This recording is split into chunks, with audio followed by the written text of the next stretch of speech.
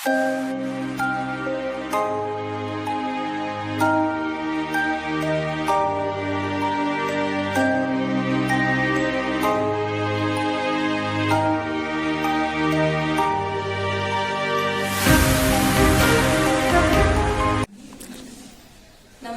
मैं पूनम प्रजापति श्रीमती सुरेश कुमारी गाड़ोदिया बालिका उच्च माध्यमिक आदर्श विद्या मंदिर सुजानपुर रासायनिक विज्ञान पद पर कार्यक्रम। जैसा कि पिछले वीडियो में हमने डिस्कस किया था, वही 12वीं का एक टॉपिक ठोस अवस्था, उसका एक अपन ने कॉन्सेप्ट उठाया क्रिस्टलीय ठोस। उसके बारे में डिटेल में आपको बताया गया था और कहा गया था कि इसका ही आगे का टॉपिक है अक्रिस्टलीय ठोस, जिसके बारे में अपन अगले वीडियो में डिस्कस करेंगे। तो आज वही टॉपिक अपन अक्रिस्टलीय ठोस के बारे में, उसके सामान्य गुणधर्म के बारे में अपन यहाँ पर डिस्कस करेंगे। उसको डिस्कस करने से पहले मैं थोड़ा सा आपको वापस एक बार क्रिस्टलीय ठोस के बारे में बताना चाहूंगी, ताकि अपन उसको डिस्कस कर, जो आगे डिस्कस करें तो वो अपने को वापस वही टॉपिक क्लियर समझ में आ जाए। तो क्रिस्टलीय ठोस जब अपन ने पढ़ा था तो अपन ने बहुत ही डीपली उसको स्टडी किया था कि वो उनके सामान्य गुणधर्म कैसे होने चाहिए। तो अपने का निश्चित अरेंजमेंट होता है, उसके बाद वो दीर्घ परासी होते हैं, गलनांक जो कथनांक होते हैं वो निश्चित होते हैं, और उनकी जो देशिकता है, यानी कि कोई भी अपन दिशा में उसके मान, अपवर्तनांक के मान, उसकी चालकता को यदि ज्ञात करें तो अपन देखते हैं कि हर डायरेक्शन में जो अलग अलग मान प्राप्त होते हैं, तो विषम देशिकता ये प्रदर्शित करते हैं। तो ये कुछ गुणधर्म थे जो क्रिस्टलीय ठोस में अपने डिस्कस किए थे। सेम टॉपिक है, लेकिन उसके बारे में जो आप अपन पढ़ेंगे वो उसके जो थ्योरम है वो थोड़ी अलग तरीके से डिस्क्राइब की जाएगी। तो सामान्य गुणधर्म में अब अपन अक्रिस्टलीय ठोस के सामान्य गुणधर्म पढ़ते हैं, जिसके अंदर पहला अपन देखें तो पहला गुणधर्म वही कि जो अक्रिस्टलीय ठोस होते हैं, ये अक्रिस्टलीय ठोस अनिश्चित व्यवस्था में रखी जाती है। अनिश्चित व्यवस्था समझ में आया? जैसे कि अनिश्चित मतलब क्या, कि अपन ने क्रिस्टल में बात किया था कि निश्चित व्यवस्था होती है, मतलब कि अपन किसी भी डायरेक्शन में देखेंगे। जैसे हमने कहा था कि घर पे फर्श पर अपन टाइल्स लगाते हैं तो ब्राउन और व्हाइट होती है, तो वही अपन यहाँ देखते हैं तो एक ही रेंज में दिखती है, चाहे उसको किसी भी डायरेक्शन में देखे आप 3D के अंदर, जैसे मैंने पिछले वीडियो में बताया था आपको।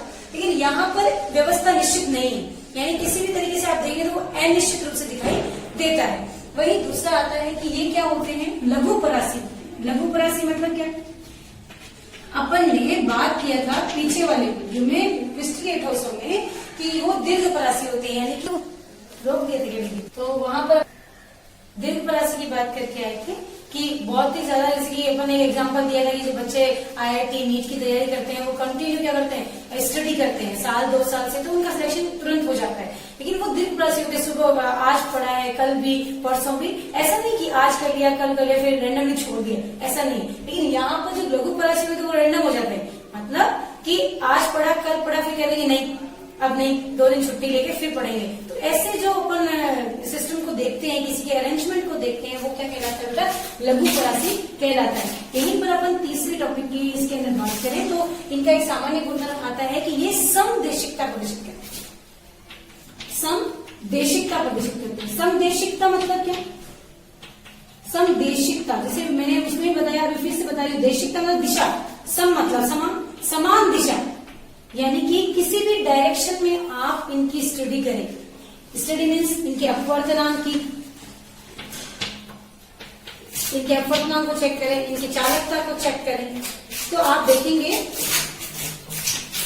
कि हर एक डायरेक्शन में इनका मान बराबर प्राप्त होता है। जैसे कांच के ऊपर आप कोई भी लाइट या टॉर्च को डालें तो आप देखेंगे कि उसके हर डायरेक्शन में, चाहे आप किसी भी एंगल से उसको स्टडी करना चाहें, हर एंगल में उसका मान क्या आएगा, उसके अपवर्तनांक का मान क्या आएगा, समान आता है। इसलिए उसे अपन क्या कहते हैं, समदेशिकता कहते हैं।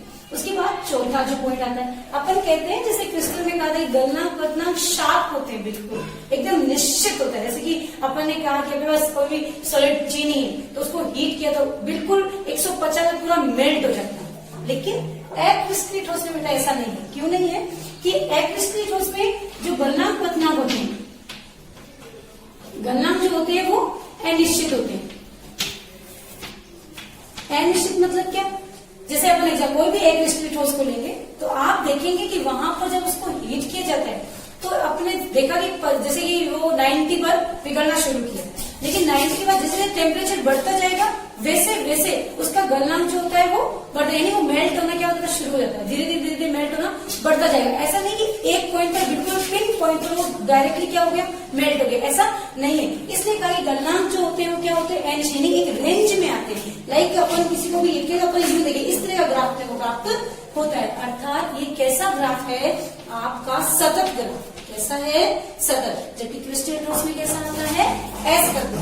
तो इस तरह से ये क्या होता है, कंटिन्यू पिघलते, यानी एक रेंज में पिघलेंगे, यानी कि 10 से 20 5 या 10 की रेंज में आराम से धीरे धीरे मेल्ट होना शुरू कर देते हैं। अब अपन देखते हैं कि जहां पर ये टॉपिक्स आते हैं उसके बाद में दीर्घ सामान्य गुणों में अपने बात की कि अनिश्चित व्यवस्था होती है, लघु परासी होते हैं, समदेशिकता होती है और गलनांक क्या होते हैं, इनके अनिश्चित होते हैं। ये टॉपिक्स हैं जो अपने सामान्य गुणधर्म किसके बताते हैं आपको, अक्रिस्टलीय ठोस के बारे में। अब यही टॉपिक्स को अपन क्रिस्टल में पढ़ चुके हैं। अक्रिस्टल में ये व्यवस्था, ये जो दो आपके पास क्लासिफिकेशन था, ये किसके आधार पर था, कोई भी क्रिस्टल आप कोई भी ठोस पदार्थ है तो उसके जो कण है वो इस प्रकार से अरेंज होंगे, तो उसके आधार पर दो आपने क्लासिफिकेशन दी।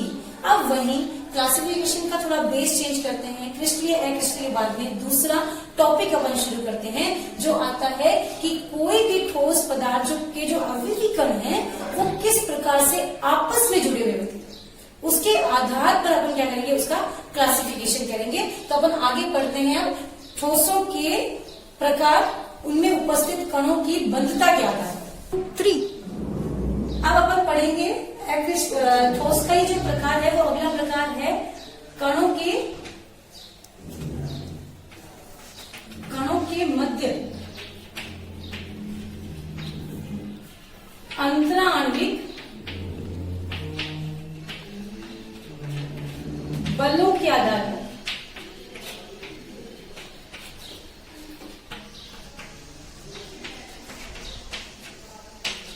यानी कि जो भी अपने पास ठोस पदार्थ है,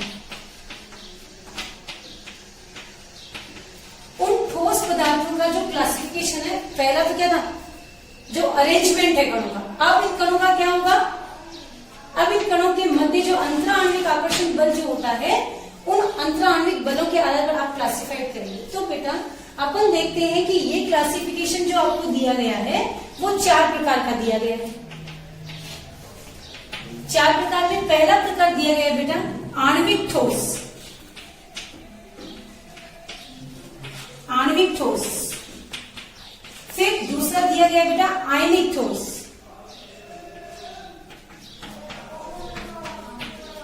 आयनिक ठोस। उसके बाद में दिया गया है आपके धात्विक ठोस।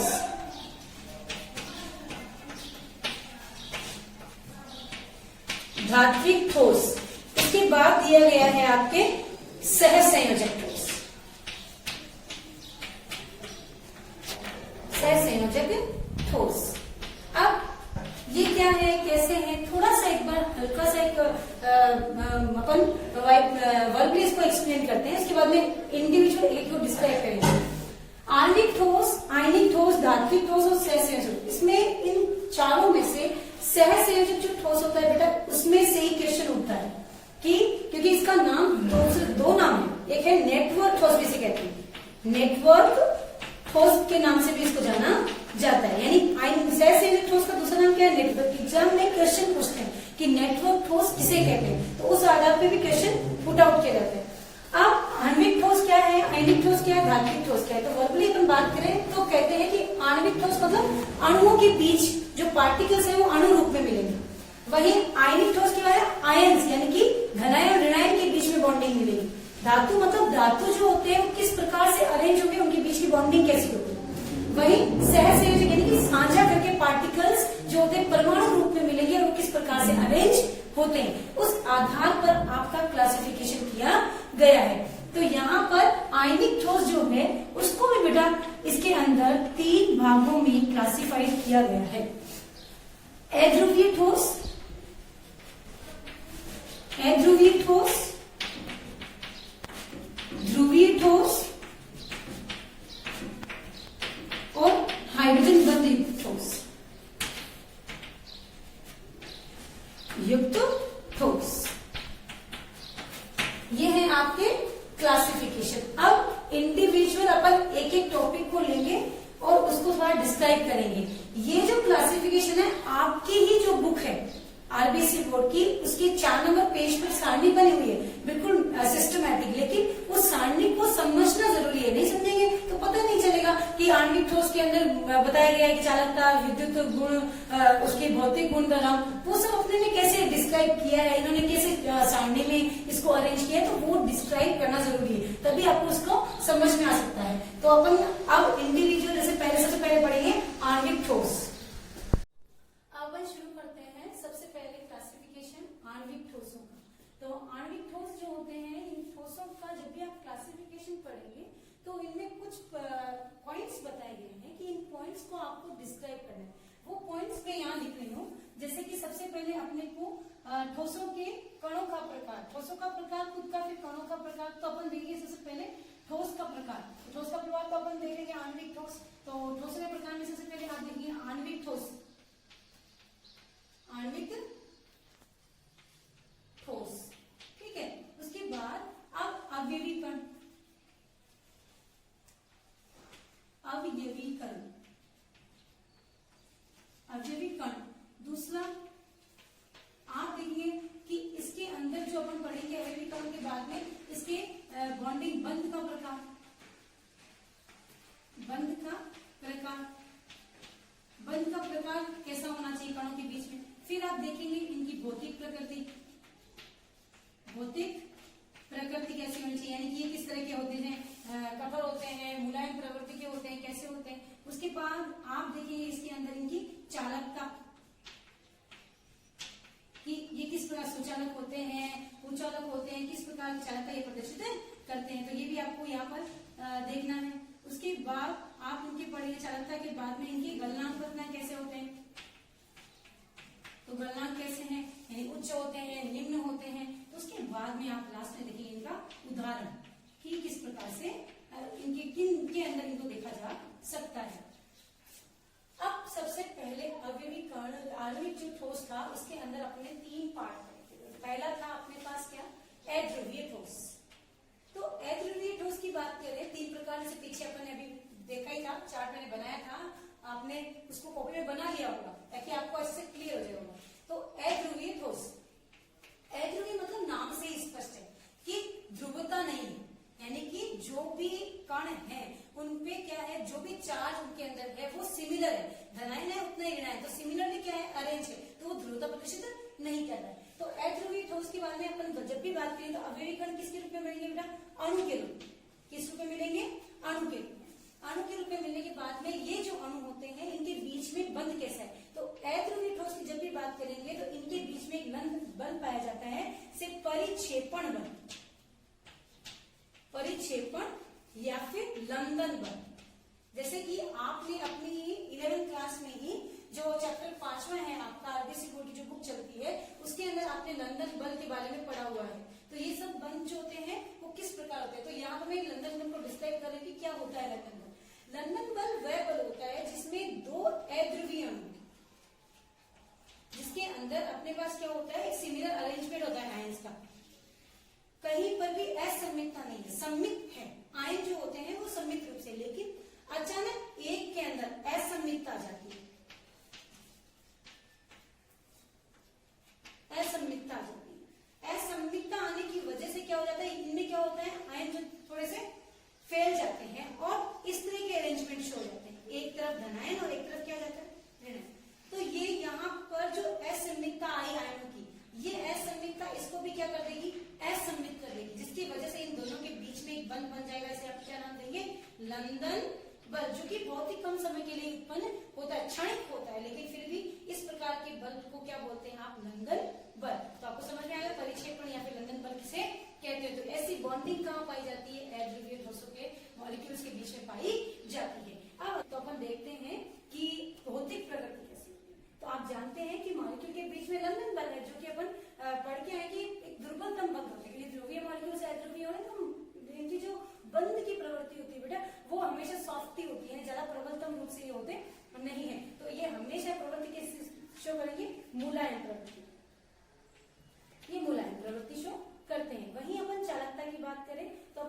मुलायम प्रवृत्ति के तो हैं, लेकिन विद्युत के क्या होते हैं, हमेशा क्या होते हैं, कुचालक। क्यों होते हैं कुचालक? क्योंकि आप भले बंद आपने दुर्बल बताया हो, लेकिन अरेंजमेंट तो क्या है, फिक्स है ना। क्योंकि ठोसों में अरेंजमेंट क्या होता है, फिक्स होता है, मूवमेंट होता ही नहीं है। इसकी वजह से अपन देखते हैं कि इनमें विद्युत की चालकता पाई जाती है। दूसरी बात, जब भी आप चालकता की बात करें तो हमेशा ध्यान रखें कि जब तक किसी में फ्री इलेक्ट्रॉन नहीं होगा उसमें चालकता नहीं संभव है। तो अपन देखते हैं कि ठोसों को आप जब भी देखेंगे तो ये प्रबल आराम से अच्छे से बॉन्डिंग के साथ, भले वो बंद दुर्बल ही क्यों ना हो, लेकिन एकदम सिस्टमैटिक अरेंज होते हैं। इनके बंद यदि किसी भी पार्टिकल 4-6 बंद बना रहा है तो 6 के 6 बंद किसी अन्य के साथ जुड़े हुए होंगे, कोई भी फ्री इलेक्ट्रॉन नहीं होगा, इसलिए इसकी चालकता बहुत ही क्या होगी, कम। यानी कि अपन कह सकते हैं क्या होते हैं, विद्युत के कुचालक होते हैं। अब अपन देखते हैं कि गलनांक कतना। अब जब भी आप गलनांक कतना की बात करेंगे तो एकदम अरेंज है, तो इनकी चालकता क्या होगी, कम होगी। ये आसानी से क्या नहीं हो सकते हैं। आप भले ही इनको कहते हैं कि इनके अंदर क्या है, सॉफ्टली अपन बात करें तो कि ये तो दुर्बल बंद है तो आसानी से टूट जाना चाहिए। नो, बंद दुर्बल होने का मतलब ये नहीं है कि अपन जरा सा इसको हिटनेस दें टूट जाए। बंद दुर्बलता का मतलब यहाँ ये भी है कि यहाँ के जो पार्टिकल्स हैं उनके जो इलेक्ट्रॉनों के बीच की बॉन्डिंग है वो बहुत ज्यादा प्रबल तो नहीं हो सकती, इसलिए दुर्बलता प्रदर्शित करते हैं। इसलिए इनके गलनांक पदनांक तो अपन देखेंगे क्या होने चाहिए, उच्च प्रवृत्ति के होने चाहिए। तो गलनांक पदनांक क्या होते हैं इनमें, गलनांक पदनांक क्या होते हैं इनके, निम्न पाए जाते हैं। तो उदाहरण की बात करें तो अध्रुवीय ठोस के बारे में अपन बात करेंगे। तो अध्रुवीय ठोस में अपने पास वैसे ही सेम मॉलिक्यूल जो क्या होते हैं, आसानी से बंद बनाए हुए जैसे कि अणु के रूप में मिलेंगे, लाइक N2O2, ये सब क्या होते हैं, अध्रुवीय ठोसों के उदाहरण। अब अगला अपन शुरू करते हैं आणविक ठोस में अध्रुवीय, इसका एक दूसरा पार्ट अपन करते हैं ध्रुवीय ठोस। अब ध्रुवीय ठोस क्या है, ध्रुवीय ठोस है भाई, इनमें अवयवी कण तो क्या मिलेंगे, अणु के रूप में मिलेंगे। ध्रुवीय ठोस नाम आते ही अपने आप क्लिक कर जाता है कि जो अपने पास मॉलिक्यूल्स होंगे उनके बीच में जो होंगे वो पार्टिकल्स होंगे, उनके अंदर जो भी आयन होंगे उनका अरेंजमेंट थोड़ा अलग तरीके से दिखाई देगा। कैसे, अपन ध्रुवता की जब भी बात करते हैं बेटा तो अपन देखते हैं कि उनके बीच में विद्युत ऋणताओं में अंतर आ जाता है। तो विद्युत ऋणताओं में अंतर जब भी आता है तो अपन देखते हैं कि एक की विद्युत ऋणता ज्यादा होती है, एक की क्या होती है, कम। लाइक अपने बात करें तो जैसे HCl, तो ये एक ध्रुवीय मॉलिक्यूल है, तो इसमें अरेंजमेंट देखेंगे तो एक तो मॉलिक्यूल इस तरह से दिखेगा और एक मॉलिक्यूल थोड़ा बड़ा दिखेगा। तो अपने आप ही इनमें क्या आ गई, एक मॉलिक्यूल दूसरे को क्या करेगा, इलेक्ट्रॉन को अपनी ओर क्या करेगा, आकर्षित करेगा। यानी कि जो भी धनायन होगा, जितना आकार धनायन का छोटा होगा उसमें ध्रुवता उत्पन्न करने की क्षमता उतनी ही क्या होगी, ज्यादा होगी। तो ये क्या होगा, इनके अंदर क्या उत्पन्न हो जाती है, ध्रुवता आ जाती है, लाइक SO2। ये भी क्या है आपकी ध्रुवीय ठोस के अंदर एग्जाम्पल में आते हैं। तो अपन बात करें, जब भी अपन उनके बंध की बात करेंगे तो हमेशा देखेंगे कि ध्रुवीय जो ठोस होते हैं उनके अंदर द्विध्रुव द्विध्रुव द्विध्रुव द्विध्रुव आकर्षण बल पाएगा, द्विध्रुव द्विध्रुव आकर्षण बल पाएगा। यानी कि ध्रुवता आ गई, अभी HCl ने जैसे बात किया कि दोनों मॉलिक्यूल के बीच में क्या है, ध्रुवता लग गया, तो द्विध्रुव द्विध्रुव आकर्षण बल पाया जाता है। वहीं अपन भौतिक प्रवृत्ति की बात करें तो सिमिलर इनमें भी क्या होगा, ये मुलायम प्रवृत्ति के होते हैं। चालकता इनमें क्या पाई जाती है, ये विद्युत के क्या होते हैं, हमेशा कुचालक, बिल्कुल कुचालक होते हैं। जब भी अपन इनकी बात करेंगे तो वही सेम कॉन्सेप्ट अपन जैसे पीछे बात करके आए हैं कि इनका जो अरेंजमेंट होता है वो फ्री इलेक्ट्रॉन होते ही नहीं, इसकी वजह से क्या होते हैं, विद्युत के कुचालक होते हैं। गलनांक पदनांक क्या होता है, इनका भी क्या होता है, निम्न होता है। उदाहरण के जैसे अभी बात किया HCl और SO2, ये सब क्या है आपके ध्रुवीय ठोस। क्योंकि इनको ज्यादा डिटेल में पढ़ना नहीं है, क्योंकि इससे भी आगे एक बहुत इंपॉर्टेंट टॉपिक आएगा ठोस के, जो अपन क्लासिफिकेशन है उसके बाद में मेन टॉपिक शुरू होगा। तो इनको अपन पीछे पढ़ के आए तो अपने को ये बस समझ में आना चाहिए ये होते क्या है, किस तरह से, ताकि आप क्लियर कर सके इन चीजों को। शुरू करते हैं। अगला प्रकार लास्ट है इसका, वो हाइड्रोजन बंध युक्त है ना, हाइड्रोजन बंध। तो हाइड्रोजन बंध युक्त में अपन 11 में भी पढ़ के आए। हाइड्रोजन बंध होता क्या है, जनरल कॉन्सेप्ट है आपका। हाइड्रोजन बंध युक्त ठोस जो है उसके अंदर हम बात करें तो हाइड्रोजन बंध हमेशा दो अधिक विद्युत ऋण तत्व जो होते हैं विद्युत ऋणी यानी कि अधिक विद्युत ऋणी मतलब जिनकी बहुत ज्यादा इलेक्ट्रॉन एक्टिविटी होती है, तो वो उनके बीच में हाइड्रोजन यदि क्या कर रहा है, सेतु का काम कर रहा है। लाइक अपन देखिए H2O, HOH। अब वहीं पर वापस अपन बात करें HOH, तो यहाँ पर ये है। अब देखो ये एक ऑक्सीजन, ये दूसरा, दोनों विद्युत ऋणता अधिक है, इनके बीच में ये हाइड्रोजन क्या कर रहा है, सेतु का काम कर रहा है। तो एक तरफ तो बनता है ये सहसंयोजक बंध बनाता है, और एक तरफ बंध बनाता है स्थिर विद्युत आकर्षण बंध, स्थिर विद्युत आकर्षण बंध। इसे ही क्या नाम दिया गया है, हाइड्रोजन बंध। तो आपको समझ में आ गया होगा कि हाइड्रोजन बंध का मीनिंग क्या है। दो अत्यधिक विद्युत ऋणता वाले तत्वों के बीच में यदि हाइड्रोजन सेतु का काम कर रहा है तो उस बंध को क्या नाम देते हैं आप, हाइड्रोजन बंध कहते हैं। तो ये तो हुआ आपका हाइड्रोजन बंध का।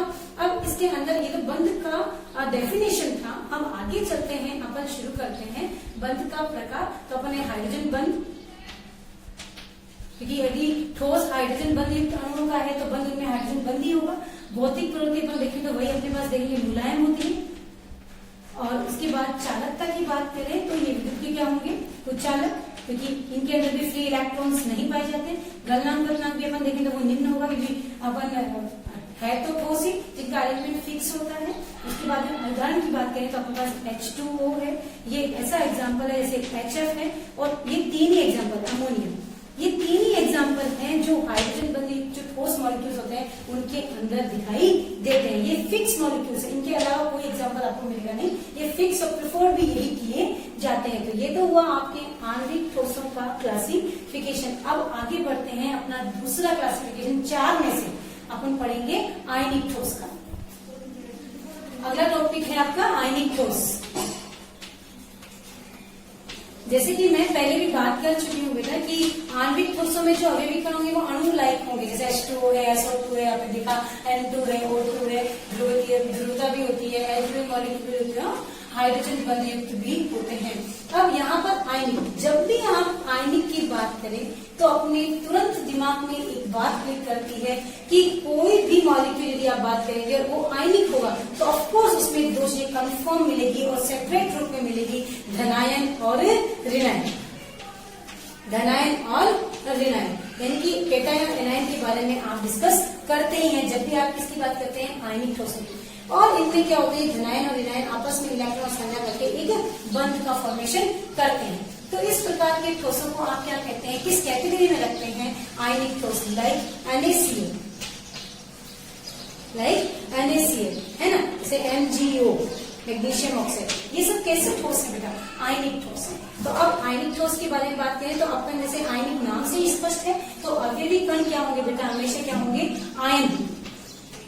अवयवी कण किस फॉर्म में मिलेंगे आपको, आयन, जैसे धनायन और ऋणायन। बंध का प्रकार, जब भी आप इनकी बात करेंगे आयनों की तो वो हमेशा आयन जो होते हैं वो एक बंध होता है, उनके बीच से नाम देते हैं आपको आयनिक बंध। आयनिक बंध यदि आप और डिटेल में जाएं तो आप देखेंगे कि इसे स्थिर विद्युत आकर्षण बल भी कहा जाता है, जैसे आपकी बुक में भी लिखा हुआ होगा, तो आप एक बार रीड करेंगे उसको। आयनिक ठोस जो होते हैं उनके अंदर जो बंध होता है वो आयनिक प्रवृत्ति का पाया जाता है, यानी धनायन और ऋणायन के बीच में आपस में इलेक्ट्रॉन का क्या होता है, साझा करके एक बंध बनाया जाता है। वही आती है अगली भौतिक प्रवृत्ति। तो ये भौतिक प्रवृत्ति इसकी याद करें तो ये सॉफ्ट ना होकर थोड़ा सा क्या होते हैं, कठोर प्रवृत्ति की पाई जाती है। क्योंकि जब भी आप इलेक्ट्रॉन्स की बात करने लग जाते हैं तो इलेक्ट्रॉनों के बीच में एक बॉन्डिंग जो होती है वो बहुत ज्यादा जो आणविक होता है उससे थोड़ी प्रबल, कंपेरेटिवली क्या हो जाती है, अधिक हो जाती है, इसलिए ये किस प्रवृत्ति के होते हैं, कठोर। अब अपन बात करें चालकता की, तो चालकता में अपन देखेंगे विद्युत के सुचालक होते हैं। सुचालक कंडीशनली होते हैं, यूं तो अपन बात करें तो कुचालक की बात करें, कुचालक होते हैं क्योंकि ये ठोस है तो कुचालक ही रहेंगे, लेकिन फिर भी कंपेरेटिव में सुचालक कब हो जाते हैं, जब ये किस अवस्था में होते हैं, गलित अवस्था में पाए जाते हैं। जब ये क्या होते हैं, गलित फॉर्म में होते हैं तो ये क्या होते हैं, गलित अवस्था में ये विद्युत के क्या होते हैं, सुचालक। अब रीजन बताइए कि आप गलित अवस्था में किस क्यों बोल रहे हैं, क्योंकि जब भी आप देंगे किसी भी आप आयनिक ठोस को किसी भी विलाय के अंदर डिजोल्व करेंगे तो अपने आयनों में क्या हो जाता है, टूट जाता है। लाइक NaCl को यदि आप डिजोल्व करेंगे तो अपने आयनों में क्या हो जाता है, टूट जाता है। आयनों में टूटने की वजह से इनमें इलेक्ट्रॉन्स फ्री हो जाते हैं और विद्युत क्या करते हैं, चालकता प्रवेश, सुचालक प्रवेशित हो जाते हैं। अब अगला वही बात करें तो अपन देखिए गलनांक की बात करें तो ये गलनांक देखेंगे आप कि इनके गलनांक जो होते हैं वो थोड़े उच्च होते हैं। देखिए अभी मैंने बात की कठोर है तो ऑफकोर्स क्या होंगे, इनके गणना क्या होंगे, उच्च होंगे। अब मैंने एग्जाम्पल पहले बता दिए, फिर भी वापस लिख रही हूँ। NaCl है ना, ये है NaCl है, KCl है और अपने पास MgO है। ये सब क्या है आपके आयनिक ठोस के एग्जाम्पल्स। अब अगला प्रकार है आपका तीसरा प्रकार जो है वो है आपका धात्विक ठोस। धात्विक ठोस, धात्विक ठोस मतलब नाम से स्पष्ट, जैसे हम बार बार कहते हैं कि कोई भी आप टॉपिक पढ़े तो उसका नाम अपने को समझ में आता है, वो टॉपिक थोड़ा क्लियर होना शुरू करता है। तो धात्विक ठोस क्या है, तो जिन भी ठोस में अपन धातु को देखेंगे तो धातुओं का अरेंजमेंट कैसा है वहां पर, तो उस प्रकार से बना हुआ ठोस क्या कहलाता है आपका, क्या कहलाता है धात्विक ठोस। तो अवयवी कण किस रूप में होंगे, सबसे पहला टॉपिक ये है ना, थोड़ा इंपॉर्टेंट भी है कि अवयवी कण किस प्रकार। तो इसके अंदर लिखा जाता है कि इलेक्ट्रॉन के समुद्र में घनाएं, इलेक्ट्रॉन के समुद्र में, इलेक्ट्रॉनों के समुद्र में घनाएं। और फिर हम लोग लिखते हैं आगे कर्नेल। ये क्या है, क्वेश्चन दिया था 1 नंबर का कि कर्नेल क्या है। तो वही बात है, इलेक्ट्रॉन समझ, यानी कि इनका अरेंजमेंट बताया गया बेटा कि धात्विक ठोस में जो अवयवी कण है वो इस प्रकार अरेंज होते हैं। तो सबसे पहले अपन समझते हैं कि कर्नेल क्या है। तो अपन एक एग्जांपल लेते हैं, जैसे कि आयरन है, तो आयरन का जो अपना परमाणु क्रमांक होता है वो कितना होता है 26, ये 26। और इसका इलेक्ट्रॉनिक कॉन्फ़िगरेशन देखें तो अपन देख रहे हैं कि अपन 4s2 और 3d6, 4s2 2 इलेक्ट्रॉन और डी में अपने पास कितने इलेक्ट्रॉन है 6, 1 2 3 4 5 और 1 6। इनको छोड़कर यानी संयोजकता कोश के इलेक्ट्रॉनों को छोड़कर आयरन जो धातु है उस धातु के आंतरिक कक्ष में उपस्थित इलेक्ट्रॉन व धनाएं दोनों को मिलाकर, दोनों को यदि जोड़ दिया जाए तो एक नया यौगिक, एक नया पार्ट बन जाता है। एक नए पदार्थ को अपन नाम देते हैं क्या, कर्नेल।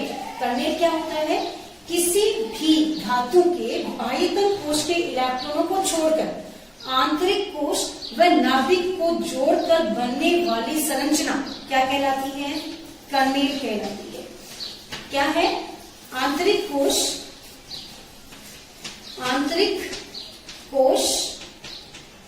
के इलेक्ट्रॉन तथा नाभिक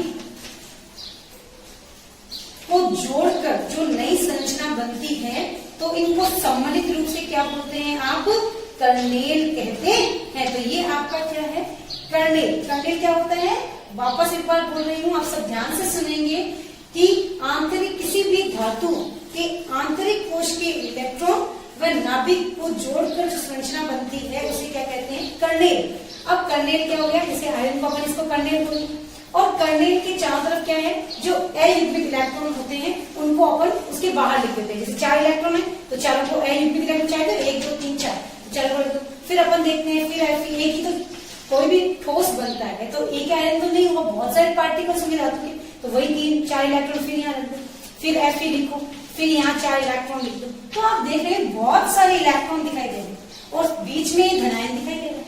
तो इलेक्ट्रॉनों के समुद्र में उपस्थित धनायन, इसे आप क्या नाम देते हैं, कर्नेल। ऐसी व्यवस्था किसकी होती है बेटा, धात्विक ठोसों की होती है। शायद समझ में आ गया होगा कर्नेल क्या है। कर्नेल को आप अच्छे से पढ़ेंगे, 1 नंबर क्वेश्चन कई बार पूछा जाता है कि बाह्यतम कोश के इलेक्ट्रॉनों को किसी भी एक धातु की चारों तरफ अरेंज करके उसका अरेंजमेंट देखे तो बहुत ही ऐसा लगता है कि इलेक्ट्रॉनों का एक समुद्र है जिसके अंदर वो धनायन घूम रहा है। जैसे कि अपन देखें तो अरेंजमेंट इस तरह का शो होगा। इसी अरेंजमेंट को किसके अंदर बताया गया है, धात्विक ठोसों के अंदर बताया गया है। तो अपन देखते हैं कि धात्विक ठोसों का जो एग्जाम्पल है उसके अंदर अवयवी जो कण है वो किस रूप में होते हैं, इलेक्ट्रॉनों के समुद्र में धनायन नहीं करने। अब है बंध का प्रकार, तो धात्विक ठोस है तो बंध कैसे होंगे, धात्विक प्रवृत्ति क्यों होंगे, नहीं धात्विक बंध पाया जाता है। भौतिक प्रवृत्ति वही कठोर, लेकिन ये हमेशा क्या होते हैं, विद्युत के सुचालक होते हैं। क्यों होते हैं विद्युत के सुचालक, इसलिए होते हैं कि धातुओं के अंदर क्या होता है, हमेशा ही फ्री इलेक्ट्रॉन्स पाए जाते हैं, इसलिए धातु के अंदर फ्री इलेक्ट्रॉन पाए जाते हैं। इसलिए जैसे अपने अगर आयरन का देखा तो 4 इलेक्ट्रॉन फ्री घूम रहे थे ना, तो इसलिए आपने क्या कहते हैं, हमेशा क्या होंगे सुचालक। इनके गलनांक क्या होते हैं, हमेशा उच्च होते हैं। इनकी कठोर प्रवृत्ति क्या है, एग्जाम्पल लाइक AU अपन AG, ये सब क्या होते हैं आपके धात्विक ठोसों के एग्जाम्पल्स। अगला अपना लास्ट आता है चौथा प्रकार, शुरू करते हैं यहाँ पर, जो है आपका सहसंयोजक ठोस। सहसंयोजक ठोस, या अपन ने इसको मैंने स्टार्टिंग में आपको बताया था नेटवर्क ठोस। नेटवर्क ठोस, तो नेटवर्क ठोस या सहसंयोजक, जैसे नाम से स्पष्ट है कि मॉलिक्यूल्स आपस में साझा करते हैं इलेक्ट्रॉनों का, जो ठोस का फॉर्मेशन देते हैं उसे नेटवर्क ठोस करते हैं। तो नेटवर्क ठोस में जब भी आप बात करेंगे तो वो क्या होंगे, अवयवी कण किस फॉर्म में मिलेंगे आपको, हमेशा परमाणु, क्योंकि परमाणु ही इलेक्ट्रॉन को क्या करते हैं आपस में साझा करके एक नए पार्टिकल्स का अरेंजमेंट शो करते हैं, जिसे आगे जाकर अपन कहते हैं कि ये कैसा है, एक प्रकार का सहसंयोजक ठोस। अगर अपन बात करेंगे तो परमाणु में जो बंध का होगा वो सहसंयोजक बंध। सहसंयोजक बंध अपन सब जानते हैं, सहसंयोजक बंध क्या होता है, साझा करके जो बंध बनता है। भौतिक प्रवृत्ति वही अपनी क्या होती है, कठोर होती है। और उसके बाद चालकता होते हैं विद्युत के कुचालक। जनरली ये विद्युत के क्या होते हैं, कुचालक होते हैं। गलनांक उतना क्या होता है, उच्च होता है। और उदाहरण की बात करें तो जैसे हीरा। अब अपन ने ये बात तो कर ली, बहुत ही आराम से कर ली, कोई दिक्कत नहीं, ऐसे में नहीं साझा करने वाला, आराम से कोई दिक्कत नहीं होगी।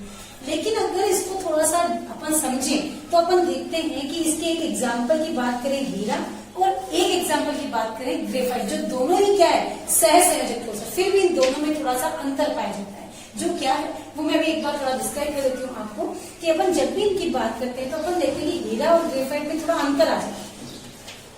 हीरा की बात करें जब आप, तो अपन देखेंगे हीरा जो होता है बहुत ही ज्यादा कठोर प्रवृत्ति का होता है, और उसका अरेंजमेंट देखें तो बहुत ही ज्यादा क्या होता है, सिस्टमैटिक होता है, बिल्कुल क्लियर, एकदम सिस्टमैटिक अपने को अरेंजमेंट दिखाई। जैसे अपन ये बात करें, ये आपके हीरे की संरचना इस प्रकार से होती है, ये 4 जो बंध होते हैं उनमें एक भी इलेक्ट्रॉन फ्री नहीं होता है, यानी चतुष्फलक की स्ट्रक्चर हो गई। और चारों के चारों जो होते हैं वो अन्य सबसे क्या करते हैं, बंध बना के रखते हैं। तो इस प्रकार के अरेंजमेंट को जो होता है अपन क्या करते हैं, हीरे की अरेंजमेंट क्या होती है, फिक्स। लेकिन वहीं अपन दूसरा ग्रेफाइट की बात करते हैं, जैसे इसके अंदर कोई भी इलेक्ट्रॉन फ्री नहीं है, तो लेकिन ग्रेफाइट की जब बात करते हैं तो इनके बीच में अपन इस तरह की स्ट्रक्चर दिखाई देती है। किसकी, ग्रेफाइट की, जो आप 11 में इसको पढ़कर आए हैं, तो ऐसी अरेंजमेंट आपको शो होता है, एक अरेंजमेंट दिखता है। तो यहाँ पर अपन देखते हैं कि जनरली एक जो आपका एटम है, कार्बन है, उस कार्बन वो जो होता है वो कितने बंध से बना हो, 3 ही बंध बना है, यानी एक इलेक्ट्रॉन इसके पास क्या होता है, फ्री। अर्थात ये सहसंयोजक ठोस होते हुए भी क्या करता है, विद्युत का क्या होता है, चालक होता है। क्या होता है, विद्युत का चालक होता है। वही विद्युत का चालक होने के साथ ही यहाँ पर यदि अपन बात करें इसकी भौतिक प्रवृत्ति, तो ये कठोर ना होकर क्या होते हैं, मुलायम प्रवृत्ति का होता है। अर्थात ये अपवाद स्वरूप हो, कौन, ग्रेफाइट, किसके अंदर, सहसंयोजक ठोस के। इसकी स्ट्रक्चर कठोर क्यों है, क्योंकि इसमें फ्री इलेक्ट्रॉन नहीं है, बंध बिल्कुल प्रबलता से अपन जुड़े होते हैं। जबकि यहाँ पर अपन बात करें तो इसमें गुण पाया जाता है स्लाइडिंग का गुण, किसके अंदर, ग्रेफाइट के अंदर, यानी सॉफ्ट बॉन्डेड हो गया। जैसे नाम दिया गया इसके बंध को वॉन्डर वॉल बंध, वॉन्डर वॉल बंध के द्वारा ये आपस में जुड़े हुए होते हैं। तो ये था आपके ठोसों का क्लासिफिकेशन, किस बेस पर अवयवी कणों के बीच में जो अट्रैक्शन फोर्स होता है उसके आधार पर। तो ये पूरा क्लासिफिकेशन आप वापस अच्छे से पढ़ करके इसके नोट्स बनाएंगे, और इससे आगे का जो आगे का जो टॉपिक है आपका वो प्रॉपरली सॉलिड स्टेट में शुरू किया जाएगा, जो बहुत ही इंपॉर्टेंट भी है। तो यूनिट सेल आगे का टॉपिक है आपका।